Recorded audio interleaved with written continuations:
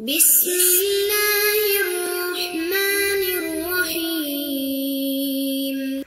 الحمدللہ رب العالمین والصلاة والسلام علی اشرف الانبیاء والمرسلین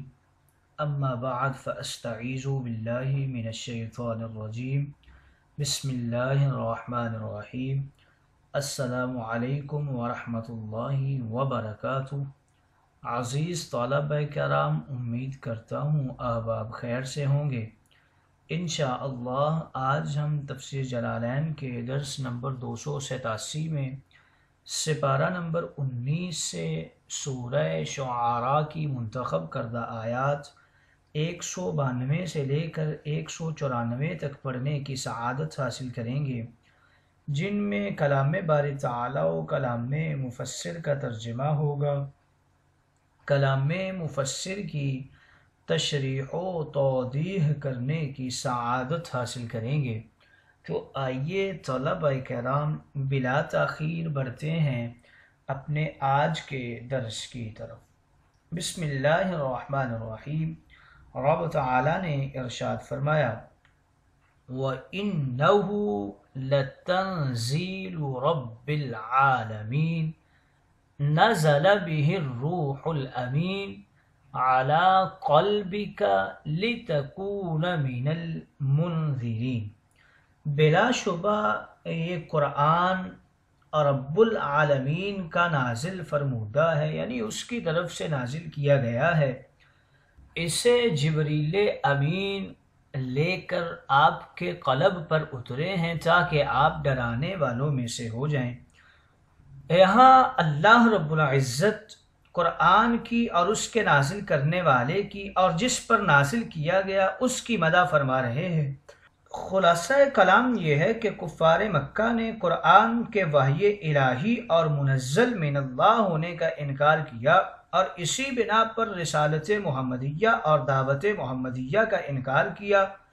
اللہ رب العزت نے اپنے انبیاء علیہم السلام کے واقعات بیان کر کے یہ واضح کیا کہ یہ قرآن یقیناً وحی الہی اور محمد صلی اللہ علیہ وسلم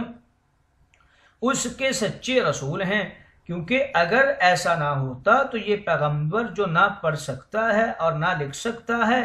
گزشتہ انبیاء اور قوموں کے واقعات کیسے بیان کر سکتا تھا؟ اس لیے یہ قرآن یقیناً رب العالمین ہی کی طرف سے نازل کردہ ہے، جسے ایک امانت دار فرشتہ جبریل لے کر آیا ہے۔ ان آیت مقدسہ میں آئیے طلبہ کرام ترجمہ کے بعد بڑھتے ہیں آج کے درس کی تشریح و توضیح کی طرف۔ رب تعالیٰ نے ارشاد فرمایا، قرآن رب العالمین کی نازل فرمائی ہوئی کتاب ہے جس کو روح الامین لے کر نازل ہوئے ہیں آپ کے قلب کے اوپر، تاکہ آپ اللہ کے عذاب سے ڈرانے والوں میں سے ہو جائیں۔ اس سے پہلی آیات میں اللہ تعالیٰ نے انبیاء سابقین علیہم السلام کے احوال اور ان کی نبوت کے دلائل ذکر فرمائے، اور ان کی قوموں نے جو ان کی نبوت کا انکار کیا تھا، اور اس انکار کے نتیجہ میں ان پر جو اللہ تعالیٰ نے عذاب نازل کیا تھا اس کا ذکر فرمایا۔ اور اب اس آیت میں ہمارے نبی کریم کی نبوت کے دلائل ذکر فرمائے ہیں، کیونکہ ان آیتوں میں انبیاء علیہم السلام کے قصص اور ان کے واقعات پر بیان فرمائے، جبکہ نبی کریم نے ان کے قصص اور واقعات کو کسی سے نہیں سنا تھا، کیونکہ قریش مکہ جانتے تھے کہ آپ اہل علم اور اہل تاریخ کی مجلس میں نہیں بیٹھتے۔ اس کے باوجود آپ نے ان واقعات کو بالکل درست بیان فرما دیا، تو اس سے معلوم ہوا کہ اللہ نے ان تمام واقعات سے آپ کو بذریعہ وحی مطلع کر دیا تھا، اور آپ پر وحی کا نزول ہی آپ کی نبوت کی دلیل ہے۔ دوسری دلیل یہ ہے کہ انبیاء علیہم السلام کے یہ واقعات سابقہ کتابوں میں مذکور ہیں، اور آپ نے سابقہ کتابیں نہیں پڑھی تھی کیونکہ آپ امی تھے۔ اس کے باوجود آپ نے یہ واقعات اسی تفصیل کے ساتھ بیان فرما دیے، اور یہ بھی ہو سکتا تھا کہ جب آپ پر وحی نازل ہو اور نزول وحی آپ کی نبوت کی دلیل ہے۔ حضرت جبریل کو ان آیات مقدسہ میں روح الامین کہا گیا ہے۔ قرآن مجید کو اتارنے کے لیے تنزیل کا لفظ استعمال کیا گیا اور بعض آیات میں انزال کا لفظ کیا گیا ہے۔ تنزیل کا معنی ہے تھوڑا تھوڑا کر کے نازل کرنا، اور انزال کا معنی عام ہے دفعاتن نازل کرنا یا تھوڑا تھوڑا کر کے نازل کرنا۔ نیز تفعیل کا وزن کثرت پر دلالت کرتا ہے۔ یہ اس پر دلالت کرتا ہے کہ قرآن مجید 23 سال میں متعدد بار نازل ہوا، اور اس کے ساتھ رب العالمین کا ذکر فرمایا ہے۔ اس میں یہ اشارہ ہے کہ قرآن مجید کی تنزیل مخلوق کی تربیت اور اس کی پرورش کے لیے ہوئی ہے۔ بعد میں فرمایا جس کو روح الامین نے نازل کیا ہے۔ حضرت جبریل کو امین فرمایا کیونکہ وحی کی امانت ان کے سپرد کی گئی تاکہ وہ نبی کریم تک وحی کو پہنچائیں، اور ان کو روح اس لیے فرمایا کہ وہ مکلفین کے دلوں کی زندگی کا سبب ہیں، جس طرح روح بدن کی زندگی کا سبب ہوتی ہے، کیونکہ دل علم اور معرفت کے نور سے زندہ ہوتے ہیں اور بے علمی اور جہالت سے مردہ ہوتے ہیں، کیونکہ اللہ تعالیٰ نے کفار کو مردہ فرمایا ہے اِنَّكَ لَا تُسْمِعُ الْمَوْتَى، بے شک آپ مردوں کو نہیں سناتے۔ کفار اس لیے مردہ تھے کہ وہ اللہ تعالیٰ کی معرفت کے نور سے خالی تھے اور اس کی ذات اور صفات کو کما حقہ نہیں پہچانتے تھے۔ پس حضرت جبریل کو روح الامین فرمانے کی یہ وجہ ہے کہ وہ وحی لانے پر مامور ہیں، اور وحی سے اللہ کی ذات اور صفات کی معرفت ہوتی ہے، اور اس معرفت سے دل زندہ ہوتے ہیں، اور روح زندگی کا سبب ہے، اس لیے جبریل کو الروح فرمایا۔ حضرت جبریل کو الروح فرمانے کی دوسری وجہ یہ بیان کی گئی ہے کہ حضرت جبریل کا جسم لطیف ہے اور روحانی ہے، اس طرح فرشتے بھی روحانی ہیں اور وہ روح سے پیدا کیے گئے ہیں اور وہ ہوا کی طرح لطیف ہیں۔ خلاصہ یہ ہے کہ فرشتے اجسام لطیفہ ہیں اور وہ اپنی لطافت کی وجہ سے روح کے حکم میں ہیں، اس لیے ان کو ارواح قرار دیا گیا ہے، اور حضرت جبریل کی لطافت باقی ملائکہ سے بہت زیادہ ہے، کیونکہ حضرت جبریل کی تمام فرشتوں پر فضیلت اس طرح ہے جس طرح نبی کی اپنی امت پر فضیلت ہوتی ہے۔ سو غایت لطافت کی وجہ سے ان کو الروح فرمایا گیا۔ علی قلبک لتکون من المنذرین، اس قرآن کو آپ کے قلب اطہر پر نازل کیا تاکہ آپ اللہ کے عذاب سے ڈرانے والوں میں سے ہو جائیں۔ قرآن مجید اللہ کا کلام ہے اور اس کی صفت ہے جو اس کی ذات کے ساتھ قائم ہے۔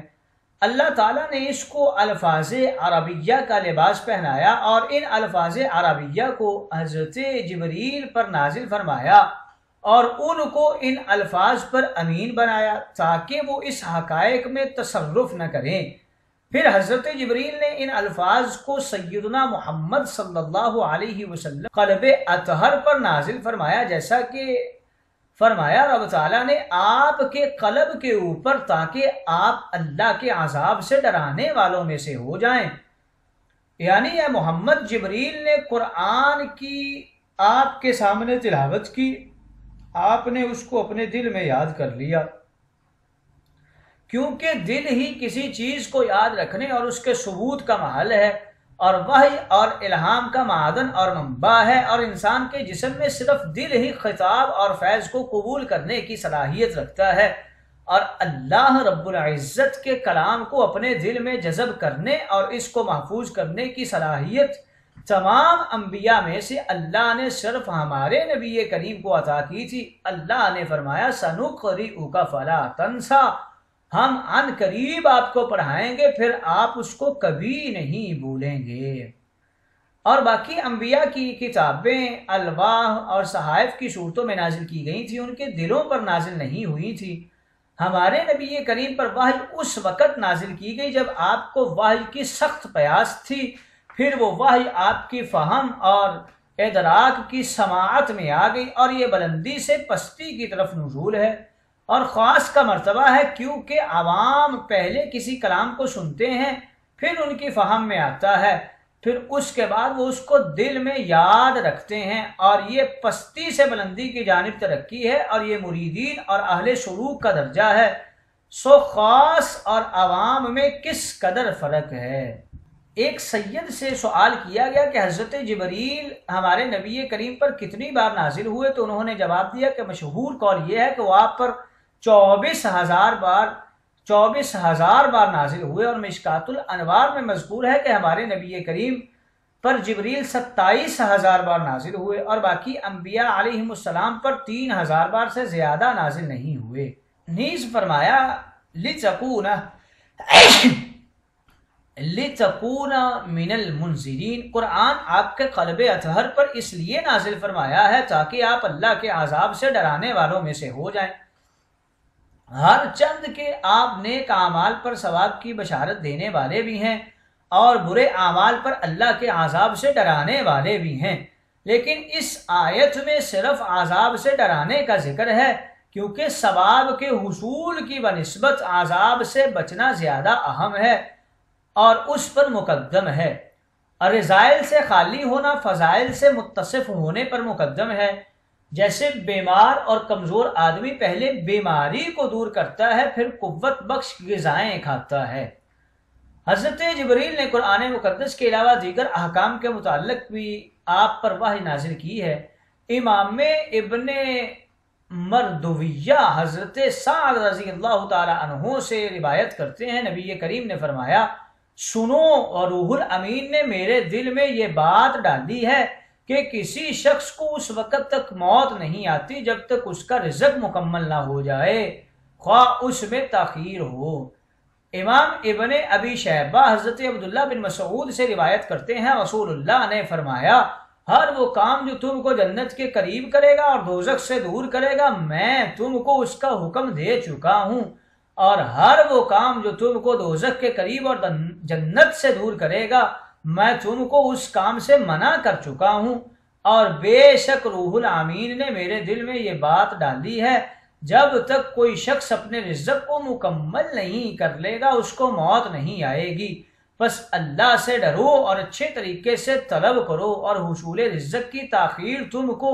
اللہ کی معصیت پر نہ ابھارے، کیونکہ اللہ کے پاس جو کچھ ہے وہ اس کی اطاعت سے ہی حاصل ہوتا ہے۔ علامہ سید محمود آلوسی آپ لکھتے ہیں، اس آیت میں آپ کے قلب سے مراد آپ کی روح ہے، اور قلب کا روح پر بھی اطلاق کیا جاتا ہے، اور قرآن مجید کو آپ کی روح پر نازل کیا گیا کیونکہ روح ہی مدرک اور مکلف ہے، نہ کہ جسد۔ اور یہ بھی کہا جاتا ہے کہ ہمارے نبی کریم کی دو جہتیں تھیں،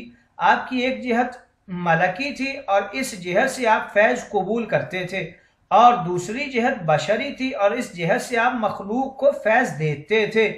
اس لیے قرآن مجید کو آپ کی روح پر نازل کیا گیا، کیونکہ آپ کی روح ہی صفات ملکیہ سے متصف ہے، جن صفات کی وجہ سے آپ روح الامین سے فیض روحی کو قبول کیا کرتے تھے۔ علامہ آلوسی لکھتے ہیں، حضرت جبریل الفاظ قرآنیہ کو لے کر نازل ہوتے تھے۔ اس سے پہلے قرآن مجید لوح محفوظ سے بیت العزت کی طرف نازل ہوا، یا جب جبریل کو قرآن مجید کو نازل کرنے کا حکم دیا جاتا تو وہ اس کو لوح محفوظ کر لیتے تھے، یا ان کی طرف قرآن مجید کی وحی کی جاتی اور وہ اس کو لے کر نازل ہو جاتے، یا جیسا کہ بعض متقدمین نے کہا ہے کہ حضرت جبریل اللہ سبحانہ و تعالی سے قرآن مجید سنتے، پھر بغیر کسی تغیر و تبدل کے اس کو نبی کریم پر القاء کر دیا کرتے تھے۔ حضرت جبریل نبی کریم پر قرآن مجید کے معانی نازل کرتے تھے، پھر آپ معانی کو اپنے الفاظ سے تعبیر کرتے تھے، لیکن یہ قول صحیح نہیں ہے۔ اسی طرح بعض علماء نے یہ بھی کہا ہے کہ یہ بھی جائز ہے کہ الروح الامین سے مراد نبی کریم کی روح ہو، کیونکہ آپ کی روح انتہائی مقدس اور فی نفسہا اس قدر کامل تھی کہ وہ خود بغیر کسی واسطے کے معانی کا ادراک کرتی تھی۔ یہ قول بھی صحیح نہیں ہے، کیونکہ اس پر اجماع ہے کہ روح الامین سے مراد حضرت جبریل کی ذات مقدسہ ہے۔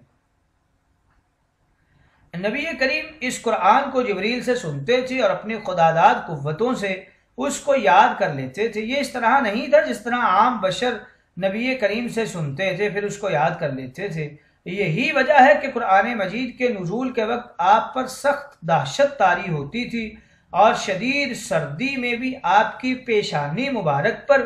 پسینہ کے قطرے نمودار ہو جایا کرتے تھے، حتیٰ کہ بعض لوگ یہ سمجھتے تھے آپ پر غشی طاری ہو گئی ہے، اور کبھی یہ گمان کیا جاتا تھا کہ آپ اونگ رہے ہیں۔ یہ بات متفق علیہ ہے کہ قرآن مجید ہمیشہ حضرت جبریل نے ہی آپ کے قلب پر نازل کیا ہے، البتہ بعض دیگر امور کے متعلق آپ پر وحی مذکورہ دوسرے طریقوں سے بھی نازل ہو جاتی تھی،